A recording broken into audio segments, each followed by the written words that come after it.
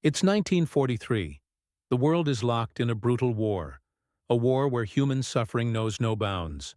German soldiers who once proudly marched across Europe are now captured, disarmed, and carted across the Atlantic Ocean. Their captors, the Americans, expect these men to toil in forced labor camps, their spirits broken. But what happens next is nothing short of extraordinary. On a hot, dusty afternoon in a remote American POW camp, something happens that would forever change the relationship between captors and captured. A group of German soldiers, expecting back-breaking labor and ruthless treatment, instead find themselves holding something they never imagined: baseball gloves. A single gesture of humanity, one that would echo through the annals of history. In the quiet of the camp, where tension and fear should have prevailed, laughter fills the air as the sound of a baseball being thrown cuts through the stillness. The German POWs, who once believed they were destined for misery, are now learning the rules of a game, the American pastime. The year is 1943. World War II is at its height. The Allies, led by the United States, the United Kingdom, and the Soviet Union, are locked in a fierce struggle against the Axis powers. Germany, under Adolf Hitler's iron rule, has conquered much of Europe, but the tide of war is beginning to turn. In the Atlantic Ocean, American and British forces are pushing back the once dominant German Navy, while in the Pacific, American forces are making their way toward Japan. By the time of this story, the United States had begun capturing large numbers of German soldiers. The war, which had already claimed millions of lives, was now threatening the very fabric of humanity. Prisoner of war camps scattered across the United States held thousands of these men, most of them young soldiers caught in a war they never truly understood. The American soldiers guarding them were part of a generation that had never known defeat. Raised on ideals of freedom, justice, and fair play, they viewed the war as a fight to preserve these very principles. But how would they treat the men they had captured? Would they follow the brutal traditions of previous wars, or would they break the cycle and extend a hand of mercy? The camp where this story unfolds is like any other, a bleak place, designed to hold men in line and break their spirit. The prisoners were expected to work, hard labor, day in and day out. But behind the wire fences and guard towers, something extraordinary was happening.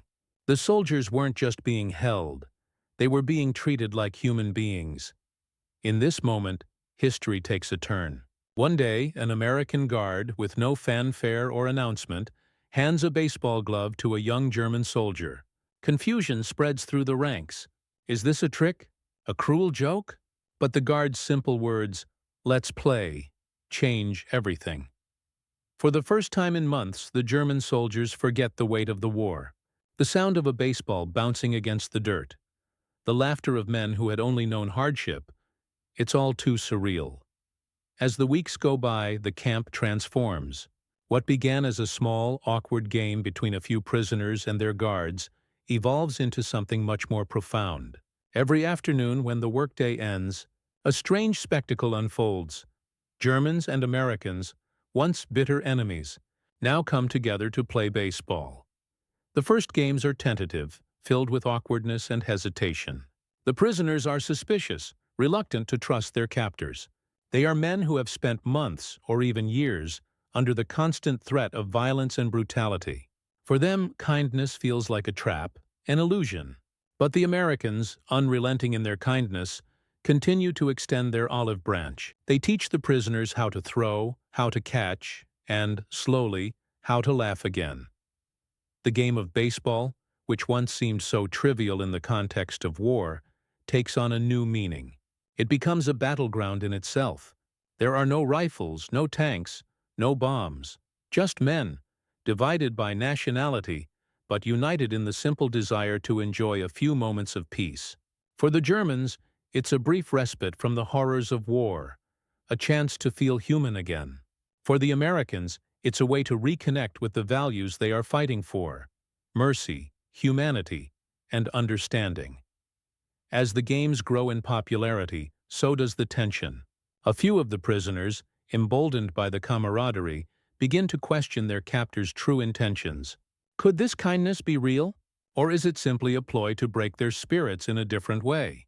The Americans, on the other hand, are faced with their own internal conflict. Should they continue to extend such mercy to their enemies? Would it make them appear weak?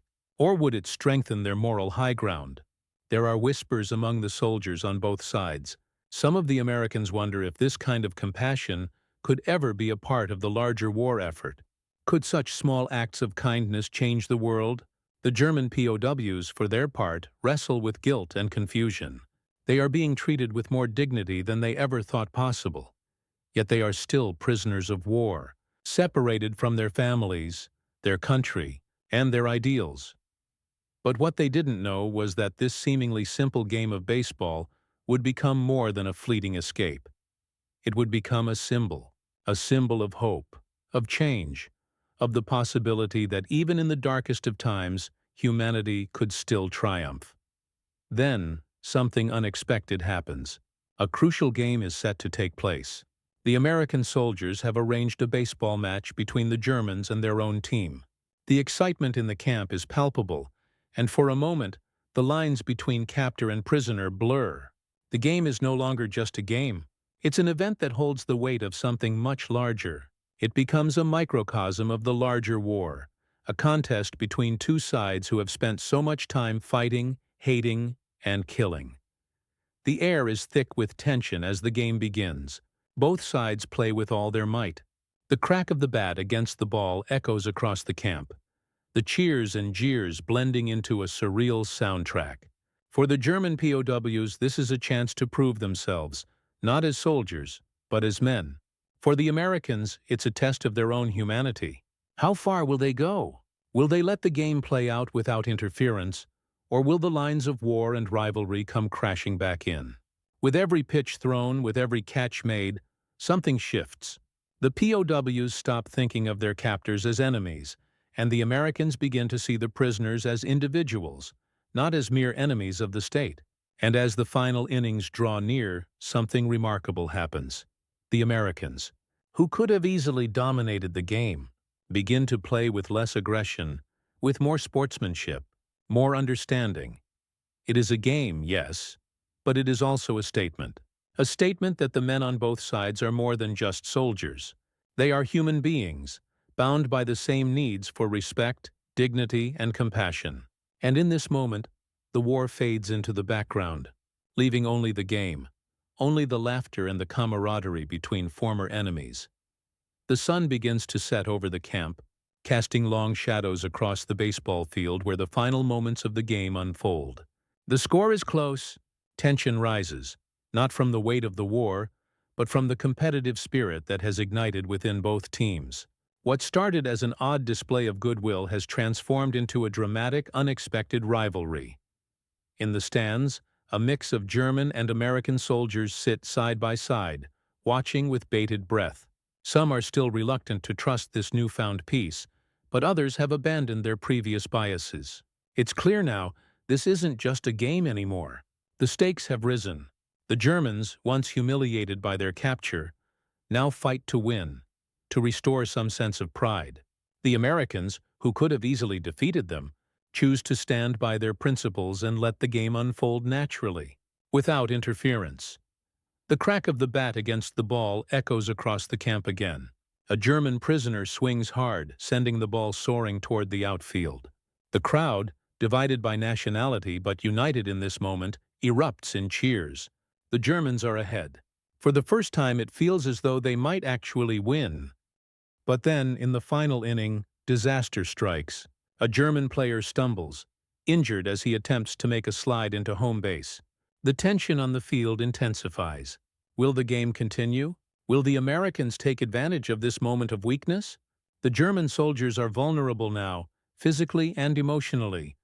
But the Americans make a choice. They rush to the injured man's side, helping him up and making sure he's all right. It's in this act of simple compassion that the real turning point occurs. The game stops. For a moment, all the soldiers, captors and captives alike, are just men. The sense of camaraderie that had built throughout the game reaches its peak. In this isolated corner of a war-torn world, the violence, the hatred, the divisions, all of it disappears. As the injured man is helped off the field, the game resumes. But it's not the same game anymore. The final inning, though filled with fierce competition, now carries a different weight. The tension isn't just about winning anymore. It's about how far both sides have come, how much they've shared in the short time they've been playing together. The final pitch is thrown, and the game ends. The German POWs, against all odds, have won.